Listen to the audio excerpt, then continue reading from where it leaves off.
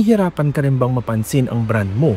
Sa dami ng kompetisyon ngayon, feeling mo okay naman ang logo mo, okay naman ang products mo, pero bakit parang kulang pa din?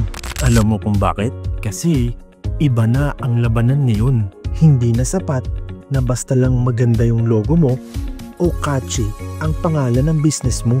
Ngayon, ang hinahanap ng tao, storya at experience. Isipin mo na lang, ikaw ba, bibili ka ba sa brand na hindi mo kilala? O dun ka sa brand na parang kaibigan mo na? Yung gets ka? Yung gusto mong maging parte ng community nila? Yung mga brands na sobrang lakas ngayon, hindi lang dahil sa product nila.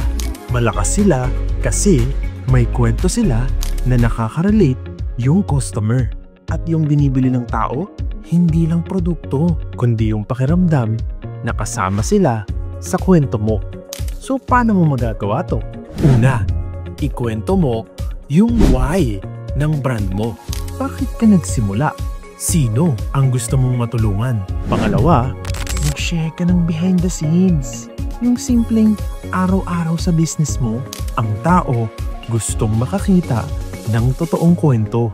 Hindi dapat perfect palagi. Number 3, gamitin mo yung content para magtayo ng community. Makipagkwentuhan ka sa customers mo. Huwag lang puro benta. Kung seryoso ka talaga sa pagpapalago ng business mo, simulan mo ikwento ang brand mo. Promise, mas madaling makuha ang tiwala ng tao kapag ramdam nila yung kwento mo.